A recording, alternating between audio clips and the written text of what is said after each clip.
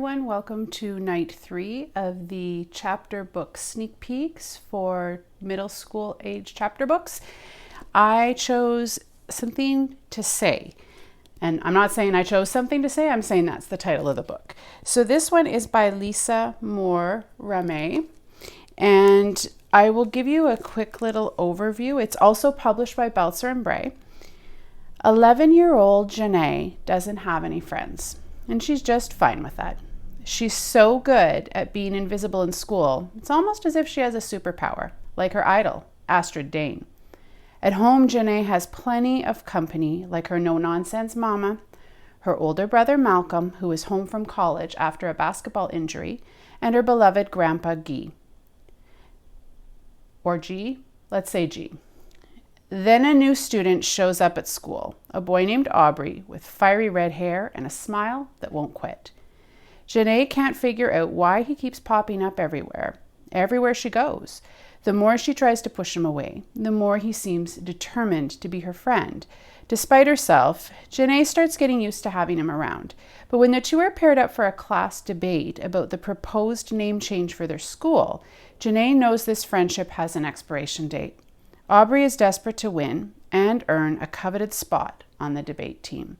There's just one problem. Janae would do almost anything to avoid speaking up in front of an audience, including risking the first real friendship she's ever had.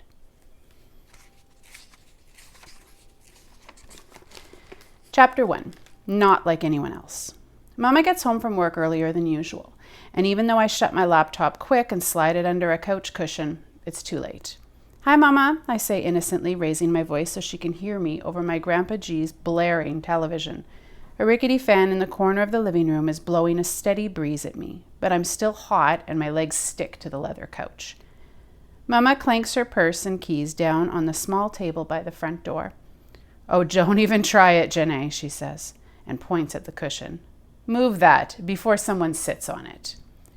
Guiltily, I pull my computer out. Mama isn't a fan of my shiny silver laptop, mostly because my dad bought it.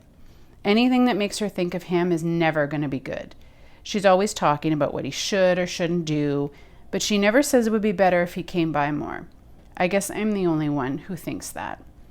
I try not to care too much. He's an actor and he travels all over the place making movies, so he's really busy. And in interviews, he always says he has a daughter, so it's not as if he's forgotten about me.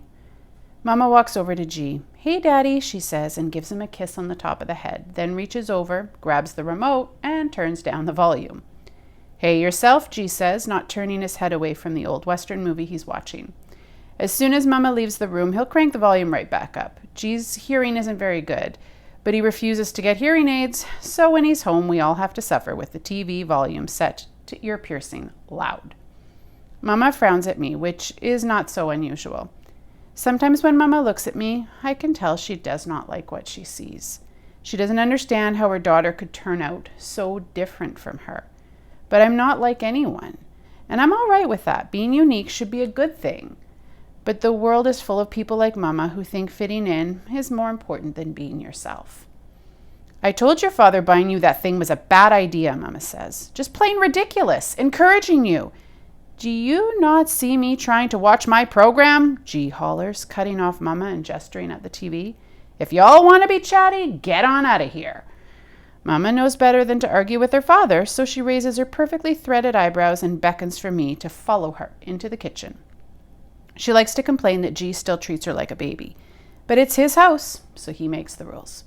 We live here because the house is huge, and with Nana June gone, he would get lonely. My grandmother didn't die. She just decided she was tired of G, of all men actually, and moved to Florida to live with her best friend. She sends me neon t-shirts all the time that say things like, "Live your best life," and "Nothing's impossible." I don't think Nana June gets how hard it is to live your own life when you're only 11. People steady want to tell you what to do. Mama clicks across the hardwood floor in her high heels, and I pick myself off the couch. As soon as I get in the kitchen, she starts up. "Your father gave you that computer so you could do your homework, not watch that foolishness." That foolishness is what Mama calls Astrid Dane, my favorite YouTube show. "It's summer, Mama. I don't have any homework." I don't bother arguing that Astrid Dane is not foolishness because Mama has her mind made up about that. Mama likes real things, nothing make-believe. Astrid Dane is a 12-year-old immortal girl who has all sorts of ghosts living inside her. And they take over her personality sometimes, and that is just about as far from real as you can get, according to Mama. But I love Astrid Dane. Mama crosses her arms tight across her chest and stares at me. What exactly are you wearing? Her tone implies I'm wearing my panties on my head. I look down at myself as if I don't remember what I have on. Just a vest I made? I can't help my voice going up at the end. Nana June taught me how to sew. I can't do a whole bunch, but a vest is pretty easy. And this one is great.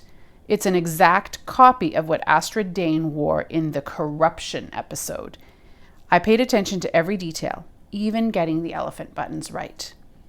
Lord, girl, Mama starts, and I know nothing good is going to come after that. How are you going to have any friends if you walk around in crazy costumes? I don't answer, and not because I don't want friends, but because I don't need them the way some people do, especially if what I wear is going to matter to them. Mama acts as if that means there's something wrong with me. The kitchen door gets pushed open and my brother Malcolm crutches in. He's been on crutches since his surgery a few weeks ago. You really need to come home and start hollering like that? He asks Mama. Malcolm's not afraid to talk back to Mama like I am. Maybe because he's older, but probably even when I'm grown and not living with Mama anymore, I'll still be scared to speak my mind. Mama puts her hands on her hips. How come you didn't start dinner? She asks Malcolm, and I feel guilty right away. Even though it's Malcolm's turn to cook, I should have done it, especially since his injury is all my fault.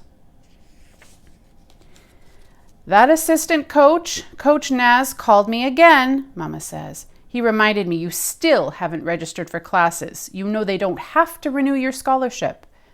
Malcolm mumbles something, and it sounds a whole lot like he said he didn't care, but I know it's not the truth. Mama stares at him, and her face is stone hard, and then it softens just a little bit.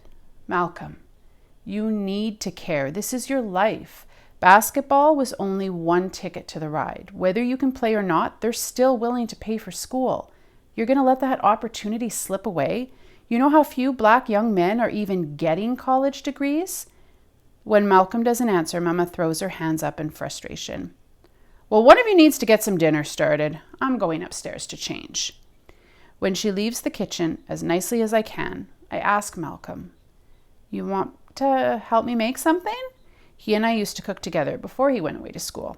It was a lot of fun. Maybe cooking with me will start to make him feel better, but he shakes his head.